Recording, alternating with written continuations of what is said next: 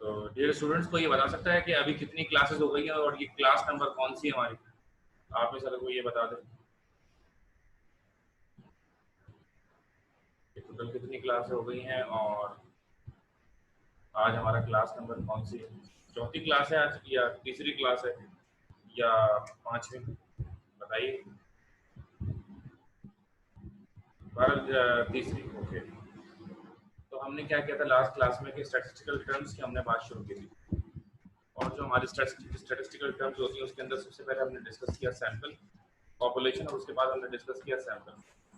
तो मेरा आपसे सवाल यही है कि आप में से कोई डिफाइन कर दे जरा, पॉपुलेशन क्या होता है और सैंपल क्या होता है? ये आपने डिफाइन करना होगा कि what is population and what is sample.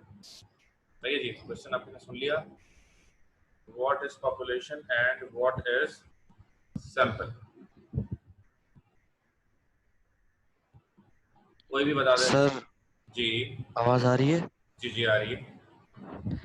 Sir data का जो कंप्लीट सेट होता है उसका नाम, उसको पॉपुलेशन कहते हैं। और जो सैंपल जो है वो दरअसल पॉपुलेशन के सबसेट का नाम, सबसेट होता है। Okay okay, good Rayyan, good. चले अब अगला जो सवाल है मेरा वो मैं सारा से पूछूंगा। सारा, क्या can you hear me and can you answer? Hello सारा।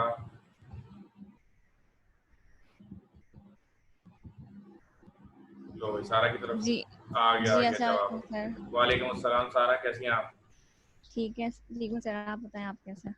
अल्हम्दुलिल्लाह। अब ये बताइए कि जब सैंपल लिया जाता है, सैंपल लेने का तरीका क्या होता है, और जरा उर्दू में समझाइए कि ये सबसेट जो होता है ये बेसिकली लिया किस तरह से जाता है, कोई एग्जांपल दें। Sorry sir, can you repeat the question? Okay, sample जो लिया जाता है उसका तरीका हम्म क्या है, कैसे सैंपल लिया जाता है? एक example they, example, I want an example of sample. Sir like sample का अगर आप बोलें एग्जांपल, तो सैंपल इस तरह से भी लिया जा सकता है कि आप लोगों तक जाकर आप इंक्वायरी करें या इंफॉर्मेशन लें। ओके, कोई और इसके अलावा? और हाँ, और कुछ कहना चाहें बिल्कुल बोले। नहीं, आप क्या बोल रहे थे सर? मैं ये कह रहा था कि देखें, आ, अच्छा आपने कुछ बोला नहीं, फिर आप म्यूट कर लें, फिर मैं बताता हूँ बाकी सबको। ओके। तो अच्छा सुने, अब मैं इसकी एग्जांपल देता हूँ। बेसिकली मैं क्या चाह रहा था, एग्जांपल चाह रहा था, मैं आपको एग्जांपल देके बताता हूँ। मिसाल के तौर पर एक क्लास में 50 बच्चे हैं, ठीक है ना। अब मैंने उनमें से 10 निकाले, दैट इज सैंपल। तो सैंपल की एग्जांपल क्या है कि भाई क्लास के बारे में मुझे पता करना था कि ये क्लास अच्छे बच्चों की है या गंदे बच्चों की, या डफर्स की है या इंटेलिजेंट्स की। तो उसका तरीका क्या होगा? उसका तरीका ये होगा कि मैं जो है वो वन बाय वन एक एक करके सबसे गुफ्तगू करूंगा। नहीं, ऐसा नहीं होगा। या स्कूल के बारे में मैं बात जानना चाहता हूँ, स्कूल में 2000 बच्चे हैं। अब 2000 बच्चों से, इतने सारे बच्चों से बात करना पॉसिबल नहीं है। अब उसका तरीका क्या है? उसका तरीका यह है कि मैं उसमें से हर क्लास में से दो दो बच्चे लूंगा और कोई 20, 50, 100 बच्चों का इंटरव्यू लूंगा 2000 में से, और मैं वो जो रिजल्ट होगा 50 या 100 बच्चों का, वो मैं अप्लाई कर दूंगा सबके ऊपर, क्योंकि इन्होंने ऐसा जवाब दिया है। यही चीज अप्लाई कहाँ पर हो जाएगी? सब पर जाकर यही चीज अप्लाई हो जाएगी, ठीक है ना। तो subset of population is called sample. इसकी एग्जांपल लेंगे हम, जो नेक्स्ट हेडिंग हम डाल रहे हैं बेसिकली वो एग्जांपल की हेडिंग डालेंगे पहले।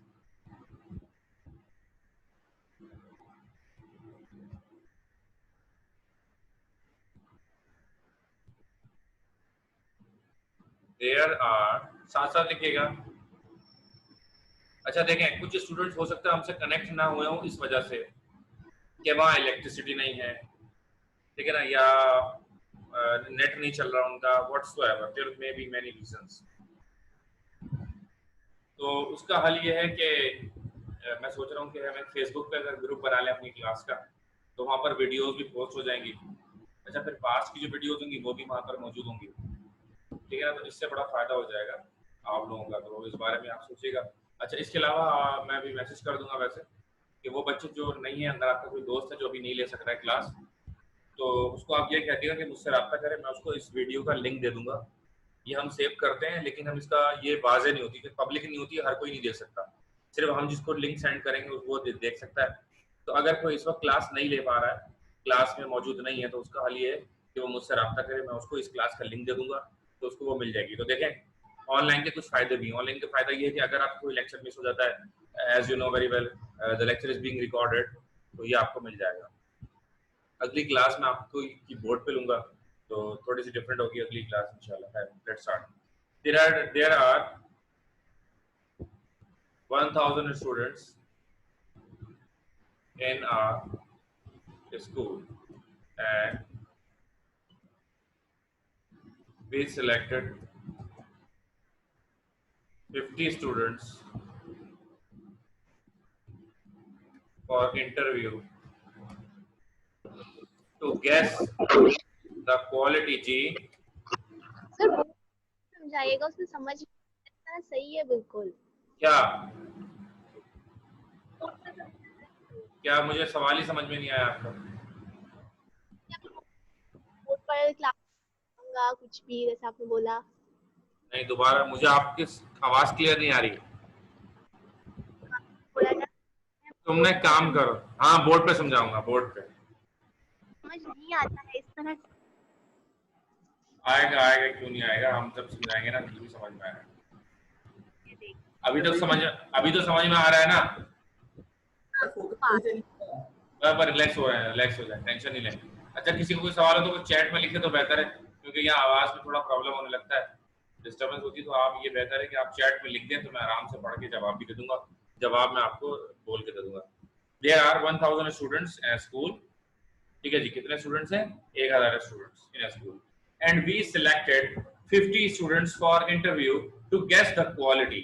और हमने कितने सिलेक्ट किए? हमने जस्ट 50 स्टूडेंट सिलेक्ट किए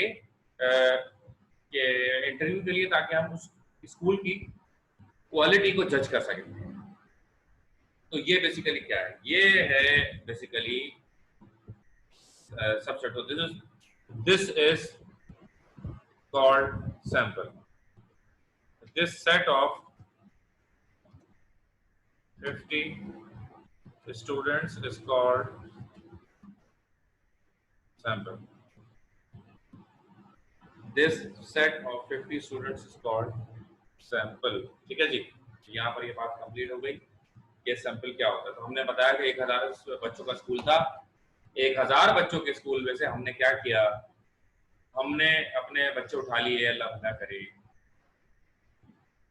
50। तो ये क्या है? ये सैंपल। ठीक है, अगली हेडिंग होगी।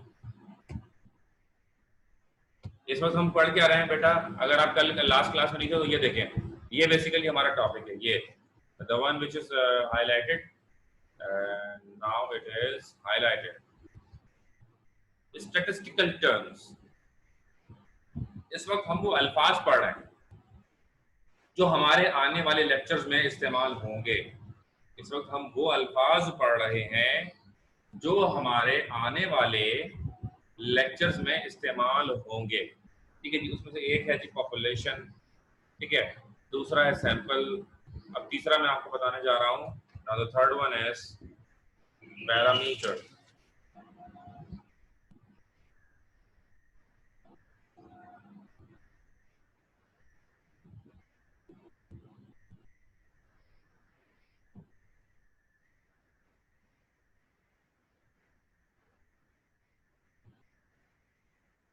Parameter. Now what is parameter? Parameter कहते हैं किसी भी एक मीजान को, किसी भी एक स्केल को, कि हम अपने डाटा को किस तरीके से जज करने वाले हैं। तो any measure of the population is called parameter. Parameter is a fixed quantity. लिखें जी, any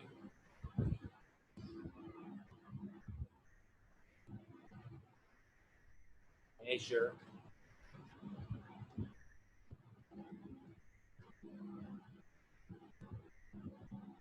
of the population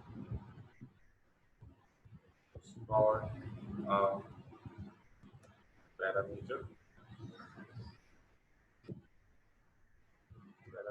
is fixed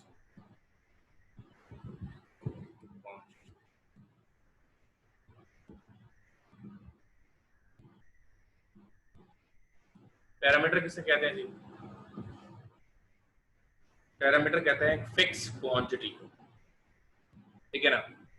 अब कुछ मेजर्स करने के लिए क्या है, मेजर करने के लिए ना हमारे पास कुछ नंबर्स हैं, उन नंबर्स के हिसाब से हम मुख्तलिफ चीजों को मेजर करते हैं, ठीक है। मिसाल के तौर पर एक हाइट के ऊपर बात करते हैं, height of a student, height of a male और फीमेल, ठीक है ना। अब अगर किसी की हाइट 5 है, 5.0, ठीक है ना, किसी की हाइट जो है वो 6.3 है, किसी की हाइट 7.1 है, ठीक है ना, किसी की हाइट 5.5 है, ठीक है ना, किसी की हाइट 4.0 है, ठीक है ना। You know what is the ideal height जी? What is the ideal height, कोई बताएगा? चैट में बता सकते हैं आप, जवाब देखने के लिए चैट अवेलेबल है आपके लिए कि किसी भी शख्स की आइडियल हाइट क्या होती है। और अब हम देखते हैं भाई वो कद छोटा है, उसका कद बड़ा है, यानी कि कोई तो मीज़ान हमने रखा हुआ है ना, कोई तो पैरामीटर हमने रखा हुआ है कि जिससे पता चले। अच्छा, अब the ideal height is different from a male and a female. In girls it is 5.5 and in boys it is 6. You know, ideal height for a woman it is 5.5 and for a man it is 6. ठीक है, अच्छा जी। तो अब यानी कि ये parameter अब हमने फिक्स कर दिया कि भाई अगर हमने नापना है कि लड़की का कद अगर है या लड़के का कद है, अगर छोटा या बड़ा, भाई हमने जो पैरामीटर रखा वो हमने पैरामीटर में रख दिया 6, ठीक है जी। तो ये क्या हो गया, parameter is a fix quantity. अगर इस जुमले पर आप यहाँ से यहाँ तक अगर आप गौर करें कि ये क्या लिखा हुआ है, पैरामीटर क्या है, पैरामीटर एक फिक्स क्वांटिटी है। अब हम उसको रख के और उससे हम नापेंगे और उससे हम मवाजना करेंगे, कंपैरिजन करेंगे, ठीक है जी। अब अगर एक लड़का आता है और उसकी हाइट क्या है, उसकी अगर हाइट है मिसाल के तौर पर टैब दबा के लिखता हूँ, लेट्स सपोज 5.1, तो हम क्या कहेंगे, हम कहेंगे कि यार उसकी तो हाइट छोटी है। एक और लड़का आता है हमारे पास 5.5, यार थोड़ी छोटी हाइट। एक लड़का आता है 6, हम बोलेंगे बहुत ही बेहतरीन आइडियल हाइट है। फिर एक लड़का आता है 6.3, हम बोलेंगे थोड़ा सा ज्यादा लंबा है। और अगर फिर आता है वो बहुत ही ज्यादा टॉल हो गया, 7 तो अजूबा ही हो गया दुनिया का।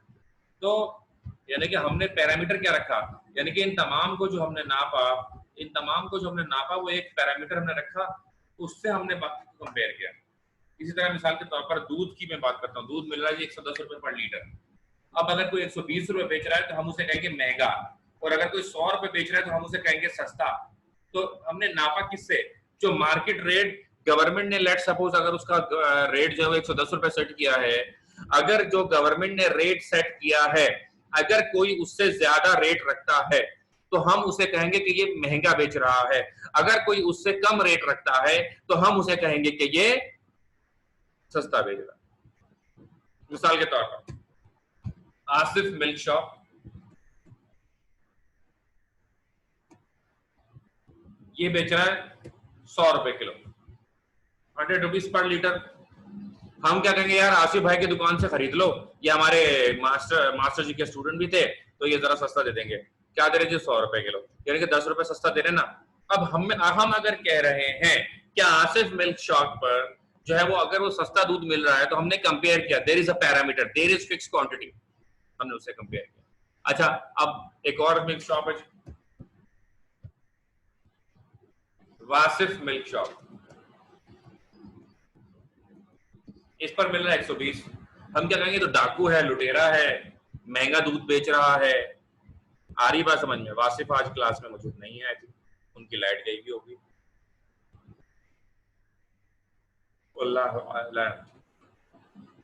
आ गई बात समझ में? आगे बढ़ते हैं। तो मेजर फिक्स क्वांटिटी, ठीक है ना। एग्जांपल लिख लें, parameter 110। Asif milk shop 100 rupees अगर दे रहा है तो ये क्या है, इकोनॉमिकल। अगर ये 120 दे रहा है, कॉस्टली। ठीक है ना। तो ये इकोनॉमिकल किस बात से हुआ, क्योंकि 110 से कम है तो इकोनॉमिकल, 110 से महंगा है तो कॉस्टली। ये पैरामीटर देख के हमें पता चला। ठीक है जी। पैरामीटर किसी भी चीज को नापने का एक जरिया होता है।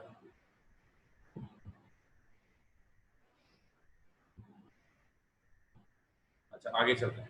ये लिख लिया, लिख लिया, लिख लें तो डन लिख दिया करें चैट में, ताकि हम आगे बढ़ जाएं। साथ साथ लिखिएगा। नाउ पैरामीटर के बाद हमारी नेक्स्ट सेटिंग होगी।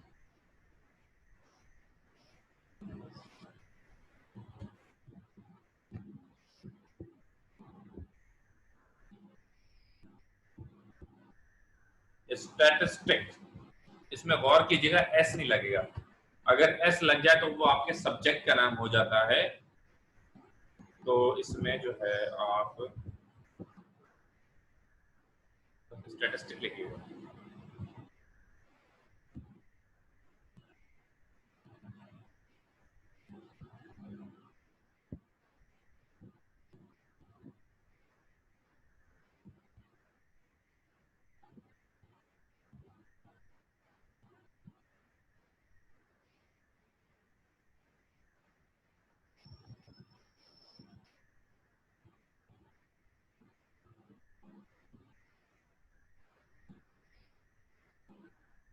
Okay, statistic.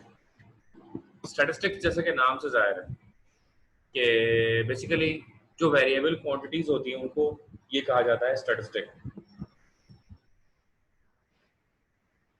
ठीक है।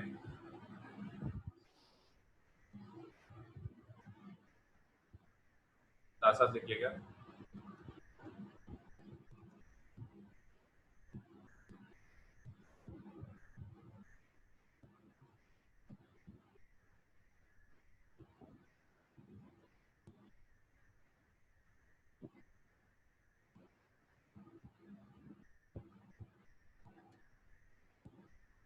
A measure of sample is called statistic.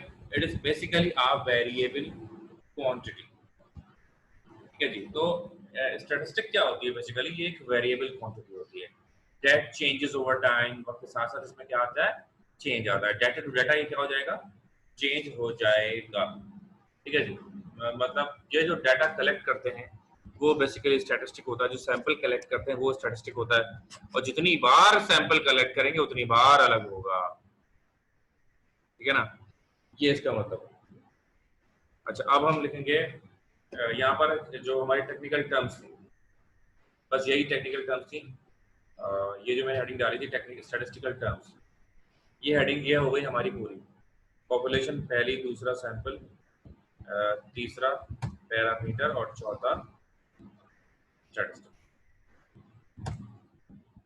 तो ये 4 स्टैटिस्टिकल टर्म्स थी जो मैंने आपको लिखवा दी। ठीक है।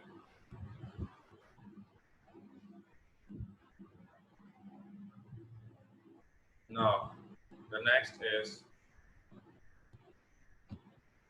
क्वेश्चन। नया सवाल, सवाल लिखते हैं पहले।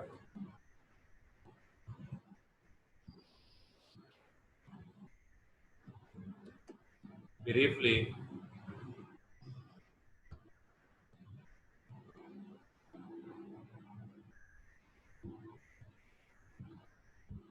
explain the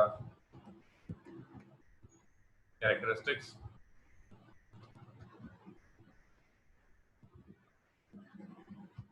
briefly explain the characteristics of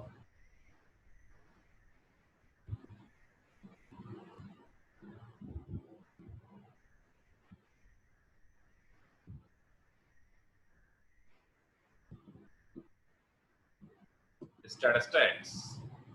briefly explain the characteristics of statistics। लिखिए जी सवाल।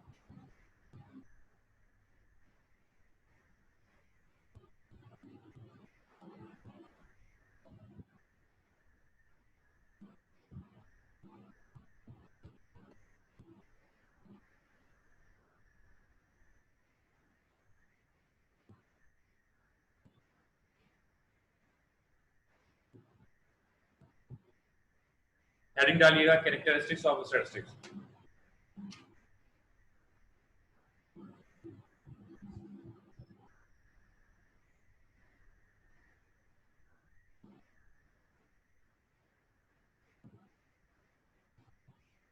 डाल दी हेडिंग तो डन लिखें, ऐसा ना हो कि मैं आगे बढ़ जाऊं और आप पीछे रह जाओ।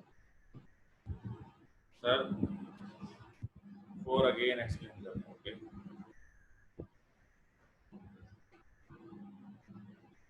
स्टैटिस्टिक वेरिएबल क्वांटिटी को स्टैटिस्टिक कहते हैं in short.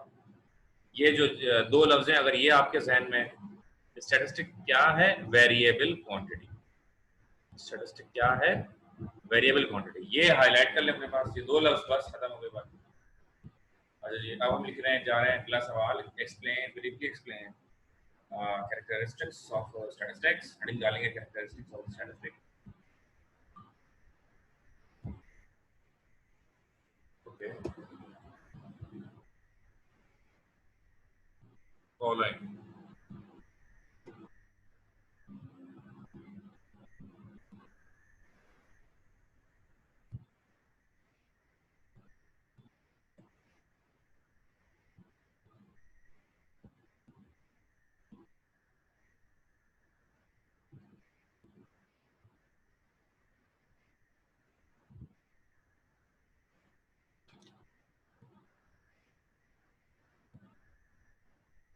Following are the different characteristics of statistics.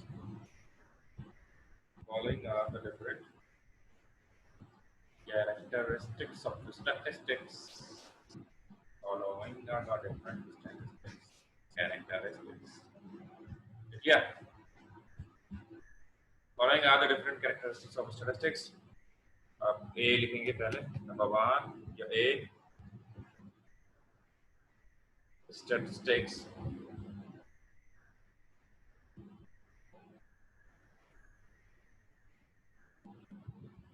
are aggregate of facts.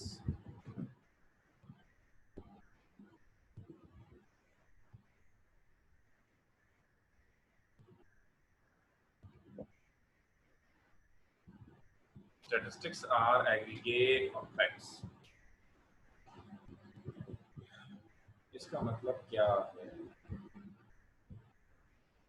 इसका मतलब ये है कि जो स्टैटिस्टिक्स होती है ये कभी भी किसी सिंगल नंबर पर बेस नहीं करती। स्टैटिस्टिक्स कभी भी किसी सिंगल नंबर पर बेस नहीं करती, बल्कि statistics are aggregate of facts. Statistics क्या होती है? नंबर्स का मजमुआ। एग्रीगेट कहते हैं मजमुए को, तो स्टैटिस्टिक्स कहते हैं एग्रीगेट ऑफ फैक्ट्स को। इसमें क्या होता है? नंबर्स का मजमुआ होता है। समझ में आई बात?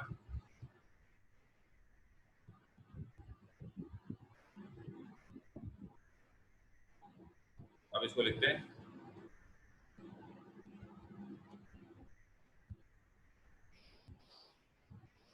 a single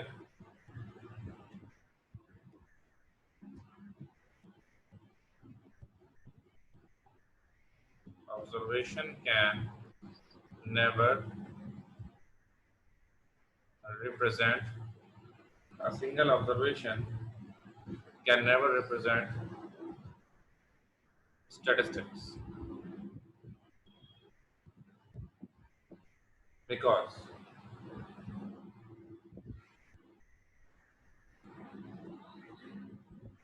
it requires a group of numbers. It requires a group of numbers. B. बहुत ही सिंपल वर्डिंग में लिखा है। मैं उम्मीद करता हूं कि आपके समझ में आ गया होगा कि कोई जो सिंगल नंबर होता है या सिंगल ऑब्जर्वेशन या एक डिजिट, एक नंबर, एक लेटर, ये कभी भी स्टैटिस्टिक्स रिप्रेजेंट नहीं कर सकता, क्योंकि ये क्या होता है? एक मजमुआ होता है। सही है ना? ये क्या होता है जी? एक मजमुआ होता है। इसलिए अब हम बी की तरफ लिखेंगे। बी है हमारे पास स्टैटिस्टिक्स आर न्यूमेरिकली expressed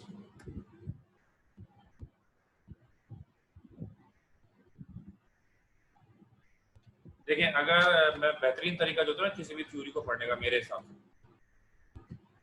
वो ये होता है कि एक सेंट्रल आइडिया उर्दू में एक जुमला लिख लें आप, इंग्लिश में आप अपनी जबान में, अपने लहजे में, अपने अल्फाजों में एक जुमला जरूर लिखें। जैसे पॉइंट ए जो है, ये जो कैरेक्टरिस्टिक्स है स्टैट्स की, इसमें क्या है कि एक नंबर कभी भी स्टैट्स को रिप्रेजेंट नहीं कर सकता, पूरा का पूरा मजमुआ होगा नंबर से। अच्छा, बहुत ही देखें, हेडिंग इतनी आसान है कि स्टैटिस्टिक्स आर न्यूमेरिकली एक्सप्रेस, यानी कि स्टैट्स जब भी बात करेगी नंबर में बात करेगी। स्टैट्स जब भी बात करेगी कैसे बात करेगी? स्टैट्स के बड़े नखरे हैं, बोलती है मैं बात करूंगी तो नंबर में बात करूंगी, वरना मैं बात नहीं करूंगी। तो इसमें एक जुमला लिखते हैं खूबसूरत सा, आप लोगों की समातों की नहीं, आप लोगों की निगाहों की नजर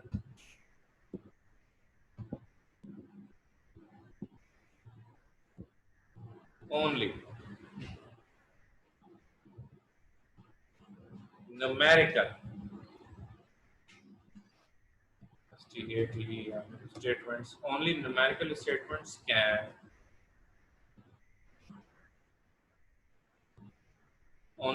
statements can make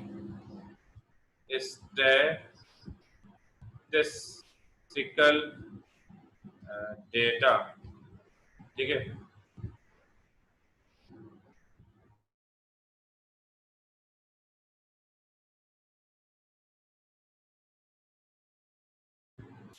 अच्छा जी, only numerical statements can make statistical data. The statement "he is very clever boy" is not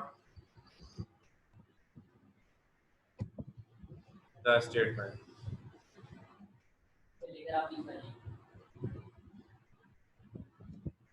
He is a very clever boy can never make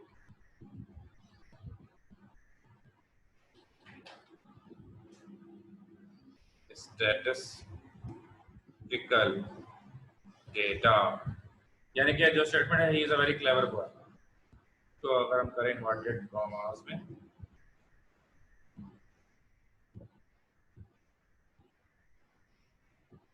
तो कभी भी इस तरह के जुमले होते हैं, statement he is a clever boy can never make a study, but अब लिखते हैं बड़ा वाला बट, लेकिन टी इसमें एक ही होना चाहिए, नहीं तो बट पंजाबी बट वो बट हो जाएगा। अच्छा जी, but the statement comma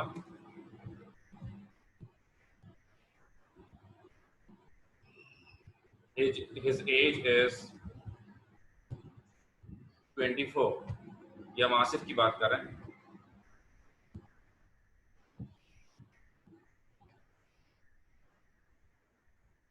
may be the part of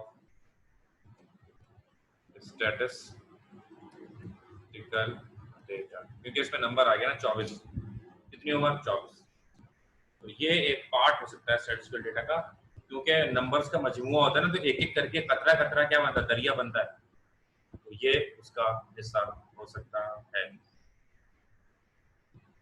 सही, ओके।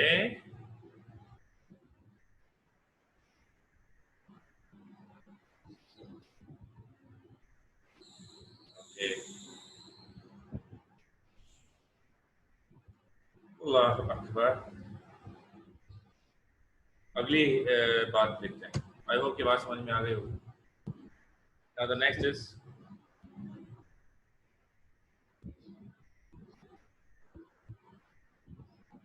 कितना हुआ वैसे? A B. Now the time is for C.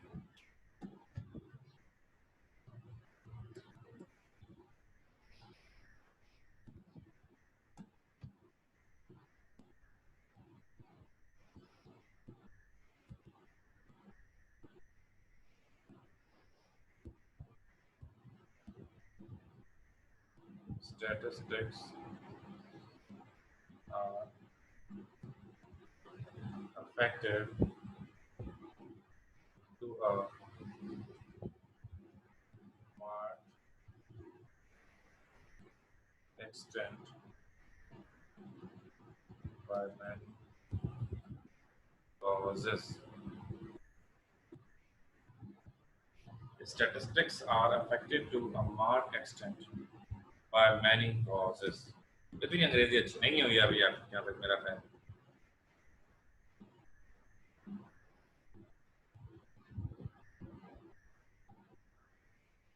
Statistics are affected to a marked extent by many causes.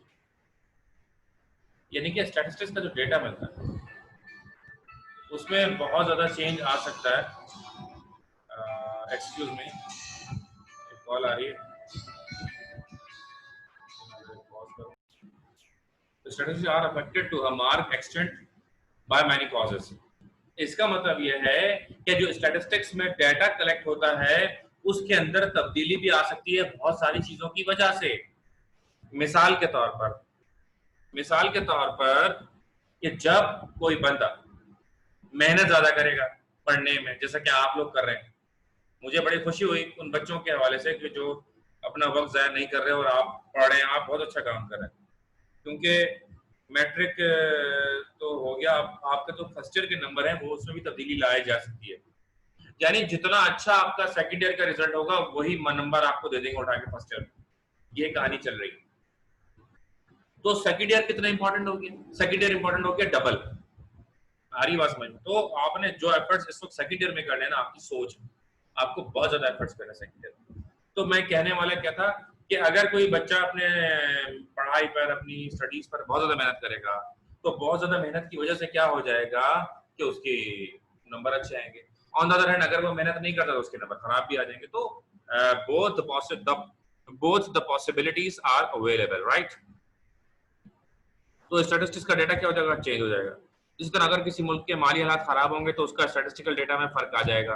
अगर किसी मुल्क के में वबा आ जाएगी तो उसके स्टैटिस्टिकल डेटा में फर्क आ जाएगा। जैसे कि अभी हम देख रहे हैं कोरोना वायरस एक वबा है और पेंडेमिक है, और ये कोई पहली बार नहीं हुआ दुनिया के अंदर। ये होता ये कि हर 100-150 साल बाद ऐसा होता है जो पूरी दुनिया को अपनी लपेट में रखती है। तो you are the unique people कि जिन्होंने अपनी जिंदगी में अपने होशो हवास में ऐसा पेंडेमिक आपको देखने को मिला। तो you are lucky enough, you are so lucky to have such kind of situation, right? तो लिखना शुरू करते हैं। The data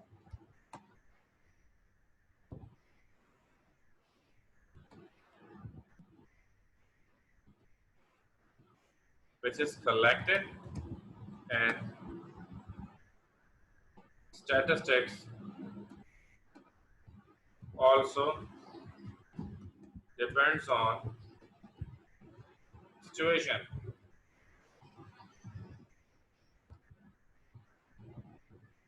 and affected by many factors. Example,